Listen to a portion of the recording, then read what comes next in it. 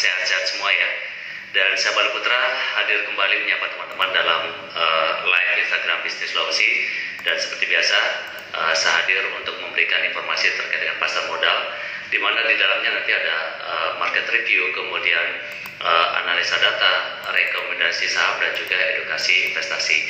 Nah, pagi hari ini saya akan hadir bersama hit analis dari Pintraco Sekuritas, Mas Faldi Kurniawan. Oleh itu saya akan langsung saja mengundang Mas Faldi untuk bergabung bersama kita semua pagi hari ini. Dan nanti di tengah-tengah perbincangan kita juga kemungkinan akan hadir dari Indeks Sulsel dan Bang Fahmi Nanurullah, Kepala Bursa Efek Indonesia. Oke, selamat pagi Mas Faldi. Halo, selamat pagi Pak. Sehat Mas ya? Sehat, terima kasih. Oke, dengan di Bali di sini Mas Faldi. Siap Pak. Oke Mas, kita sementara berdua saja nih Mas, karena teman-teman dari Bursa Efek Indonesia masih mempersiapkan untuk pembukaan CNSE ya, yang akan dibuka sebentar lagi. Langsung saja nih Mas Faldi, kalau kita mengacu pada penutupan perdagangan hari Rabu tanggal 13 Oktober kemarin, di mana indeks harga saham gabungan kita bergerak positif ya, naik sekitar 0,78%, kemarin ditutup di level 6.536,904 poin. Nilai transaksi juga kita masih cukup tinggi, di sini Mas Faldi sekitar 17,769 triliun dari volume transaksi sekitar 27 miliar 940 juta lembar saham, dan frekuensi pasar di situ terdapat 1.512.436 kali. Nah, kemarin asing juga masih terlihat melakukan net buy ya Mas, sekitar 1,205 triliun. Nah, seperti apa ini kalau kita mengacu ke data-data penutupan perdagangan kemarin untuk kita pakai pada perdagangan hari ini, seperti apa nih Mas Faldi? Oke, iya. Jadi ada kecenderungan yang pasti, yang pertama kecenderungan net buy investor asing ya, yang nilainya cukup besar, dan itu sebetulnya sudah berlangsung sejak pekan kemarin atau satu pekan terakhir gitu ya. Jadi artinya kelihatannya confidence investor asing ya terhadap pasar modal Indonesia juga relatif tinggi nih beberapa pekan terakhir. Padahal di sisi lain dari eksternal kita lihat ekspektasi terhadap pengetatan kebijakan moneter oleh The Fed itu semakin kuat gitu ya, dan bahkan ECB, European Central Bank, juga diperkirakan menerapkan hal yang sama gitu di akhir tahun nanti gitu ya. Nah, tapi kalau kita lihat ternyata nilai tukar rupiah itu masih cenderung stabil gitu ya di tengah adanya ekspektasi tersebut gitu, dan justru investor asing masih terus melakukan atau kecenderungannya adalah net buy di pasar modal kita.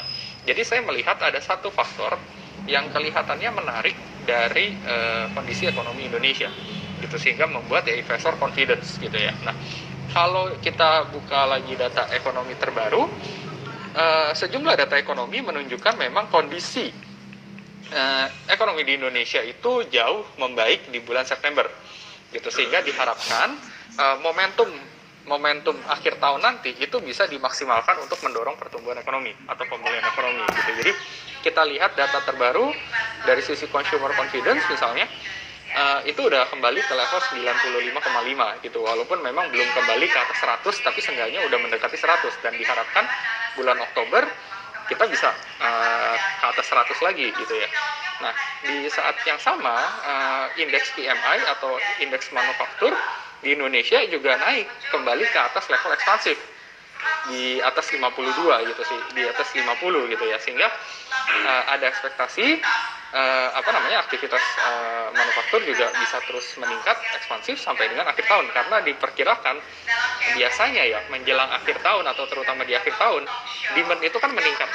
Nah, kalau ada peningkatan demand pasti akan ada peningkatan di sisi produksi juga, sehingga ya PMI juga diperkirakan akan terus meningkat, dan pada akhirnya ya ini bisa menjadi salah satu faktor yang mendorong percepatan pemulihan atau percepatan pertumbuhan ekonomi kita gitu. Nah, di di sisi lain kita juga, atau ekonomi Indonesia juga untuk saat ini ya, terutama untuk jangka pendek ini gitu, memperoleh sentimen positif dari penguatan harga komoditas yang kalau kita lihat sampai saat ini trennya masih positif. Jadi memang coal, terutama coal ya, karena kan itu salah satu komoditas utama yang kita punya gitu, atau yang kita ekspor juga gitu kan. Jadi kemarin sempat ada penurunan gitu ya, harga coal itu pullback istilahnya, tapi kemudian sekarang udah mulai rebound lagi, dan kelihatannya krisis energi itu malah mulai lebih luas sekarang gitu ya. Kalau kemarin itu kan di Tiongkok, kemudian isunya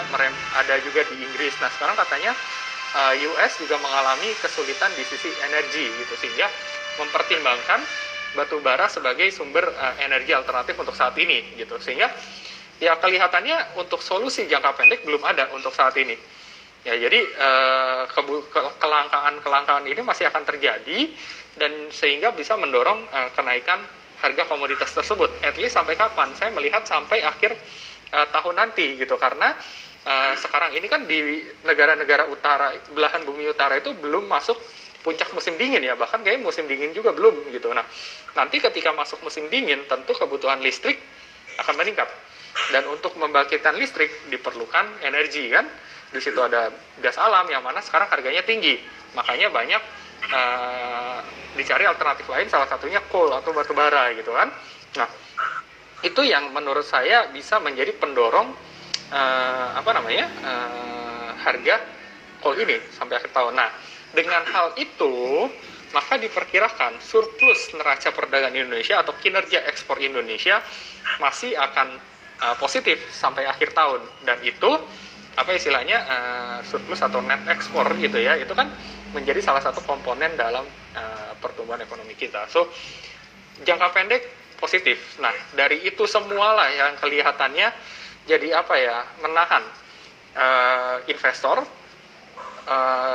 menahan tingkat confidence investor di pasar modal Indonesia, menjaga bukan menahan, sehingga ya walaupun ada isu tapering, ada isu tekanan inflasi di Amerika Serikat, di Eropa gitu ya, tapi IHSG masih terus mencatatkan penguatan gitu, dan juga investor asing masih terus cenderung melakukan net buy di pasar modal di Indonesia. So saya melihat seperti itu, dan kelihatannya sentimen yang kurang lebih sama masih akan mempengaruhi pergerakan IHSG. Nah, yang perlu diperhatikan saat ini adalah terutama untuk yang trader jangka pendek gitu ya, ya berarti kembali ke pertimbangan teknikalnya, di mana kondisi saat ini IHSG berada di fase atau di kondisi overbought yang diindikasikan oleh indikator stokastik RSI. Ditambah kemarin hari Rabu IHSG itu membentuk pola shooting star ya, atau needle gitu ya. Nah itu biasanya adalah indikasi akan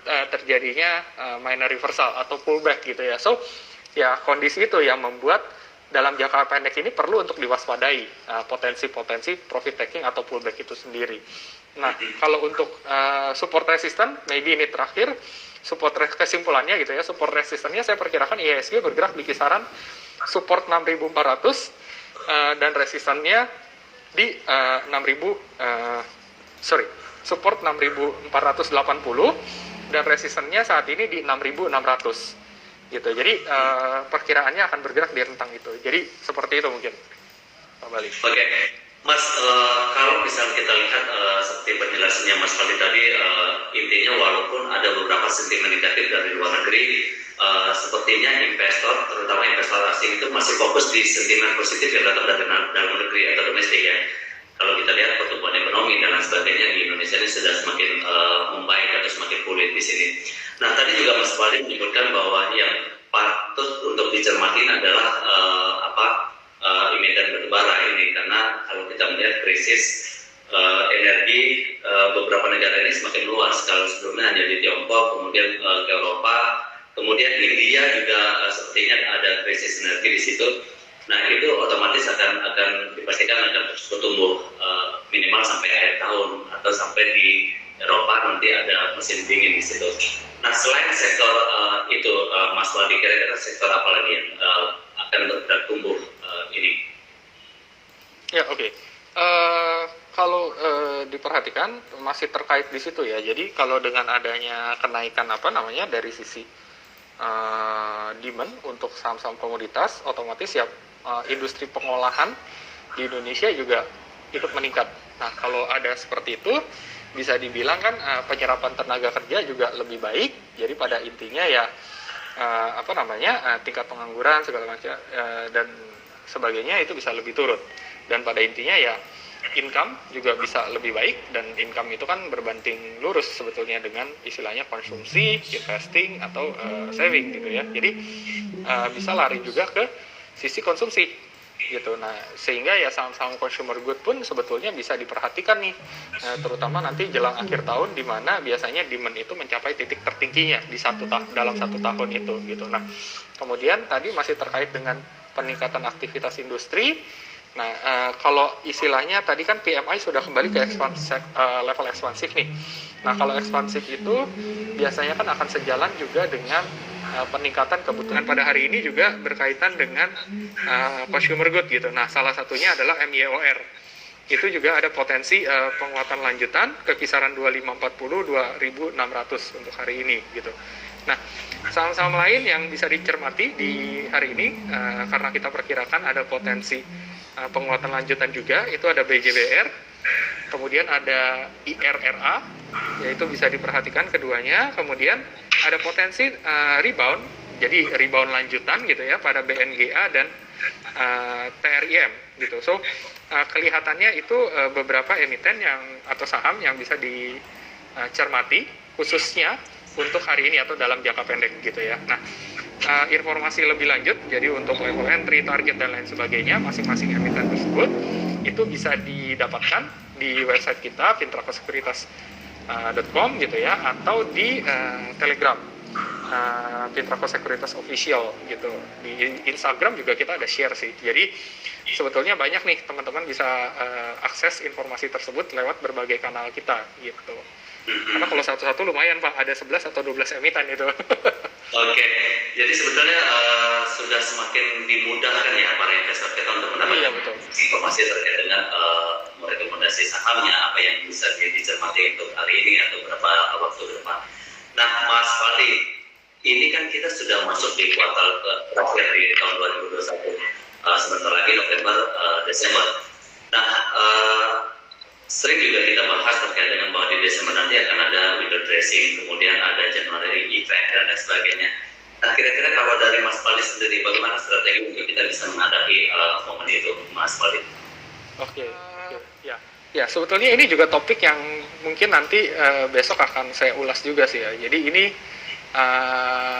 mengenai window dressing gitu, karena sebentar lagi kan masuk Desember ya. Jadi pada intinya dari data yang kita kumpulkan, memang betul terbukti di setiap bulan Desember itu hampir 90% IHSG selalu menguat ya secara bulanan dalam 21 tahun terakhir gitu. Jadi ada potensi di bulan Desember penguatan atau window dressing untuk tahun ini pun akan kembali terjadi gitu. Nah, tapi yang menjadi perhatian nih, ternyata di bulan November itu ada kecenderungan koreksi ya. Jadi saya lupa datanya, tapi nanti besok saya tampilkan datanya. Jadi di bulan November justru ada kecenderungan koreksi, dan chance-nya itu cukup besar untuk koreksi. Jadi dengan demikian ada potensi, ya itu tadi, kalau kita masuk di sekarang Oktober gitu ya, ini terutama untuk yang short term ya atau yang trader gitu. Jadi mungkin perlu waspada potensi koreksi di bulan November. Terlebih selama bulan Oktober ini kan IHSG menguat cukup signifikan kan. Nah, jadi memang perlu diwaspadai potensi koreksi di November. Tapi di Desember atau mungkin biasanya di akhir November itu sudah mulai terlihat lagi akumulasi di situ, atau istilahnya yang sering disebut window dressing gitu ya. Dan itu berlanjut biasanya sampai awal tahun. Sampai bulan apa? Nah, besok nanti saya kasih lihat. Oke, Bang Fang, kalau kita sudah disampaikan tadi oleh Mas Fadli bahwa bagaimana kita menghadapi di akhir Desember atau bagaimana di November yang kemungkinan akan terkoreksi bahkan cukup signifikan yang tadi disebutkan oleh Mas Fadli. Kemudian bagaimana kita menghadapi atau strategi kita menghadapi Januari event ini. Nah, kalau dari Bang Fahmi sendiri untuk bagaimana para investor kita atau para trader kita menghadapi momen seperti ini, apa yang bisa disampaikan di situ? Ya, betul yang disampaikan oleh Mas Faldi tadi ya. Jadi memang kalau kita lihat fenomena pertumbuhan investor di tahun 2020-2021 ini kan cukup tinggi sekali ya. Sehingga memang perlu terus dilakukan edukasi buat para investor ini, terutama untuk menghadapi window dressing dan Januari effect ini. Karena yang kami takutkan adalah jangan sampai banyak informasi-informasi yang diketahui oleh para investor di luar sana terkait dengan window dressing misalnya seperti itu. Kemudian mereka hanya ikut-ikutan masuk di saham-saham yang dipom-pom misalnya seperti itu, dengan background informasi bahwa ada potensial window dressing misalnya seperti itu. Nah, itu mungkin yang harus kita bekali para investor nih, agar mereka tetap cerdas menerima informasi-informasi mengenai potensi-potensi yang bisa didapatkan oleh para investor dalam menghadapi window dressing dan January effect ini. Dan ini yang terus kami lakukan, termasuk dengan Pintraco Sekuritas, bagaimana kita mengedukasi para investor baru ini, karena kita harapkan bahwa pertumbuhan investor ini itu tetap diikuti juga dengan pertumbuhan literasinya seperti itu, Bli. Dan ini juga akan terus dilakukan, apalagi bulan Oktober ini ya, yang notabene sebagai bulan institusi keuangan di situ. Jadi ini Mas Faldi, kalau kita kembali seperti untuk terakhir ini Mas Faldi, tadi Bang Irfan menyebutkan pom-pom saham di situ. Nah, kalau mungkin bisa dijelaskan ke teman-teman investor atau para trader kita yang pemula ini, apa yang bisa disampaikan terkait dengan itu? Jangan sampai seperti tadi Mas Faldi mengingatkan, kita jangan sampai terjebak terkait dengan itu. Apa yang bisa disampaikan Mas Faldi? Oke. Ya, jadi pada intinya gini, pada kondisi pasar modal yang memang volatile atau volatilitasnya cukup tinggi, diperlukan bukan hanya analisa fundamental, analisa teknikal, tapi saat ini saya lihat pengendalian emosi itu juga perlu untuk diperhatikan gitu ya. Nah, maybe ini udah sering juga sih saya sampaikan gitu ya. Jadi pengendalian emosi itu maksudnya gimana sih? Jadi gini, di pasar modal itu biasanya ada dua sifat yang cukup dominan, greed and fear gitu ya. Nah, kalau tadi disinggung mengenai pom-pom, biasanya harganya kan naik ya. Nah, disitulah biasanya kita itu punya sifat greed yang besar di situ. Sehingga kita ikut masuk, padahal kita nggak tahu kenapa dia naik. Karena apa? Karena kita pengen dapat keuntungan yang besar. Gitu. Disitulah Mr. Greed menjadi dominan. Nah, kemudian kalau sampai terjadi koreksi, ya saham yang tadinya naik signifikan terus tiba-tiba koreksi. Nah, disitulah Mr. Fear akan mulai mengambil alih. Ya.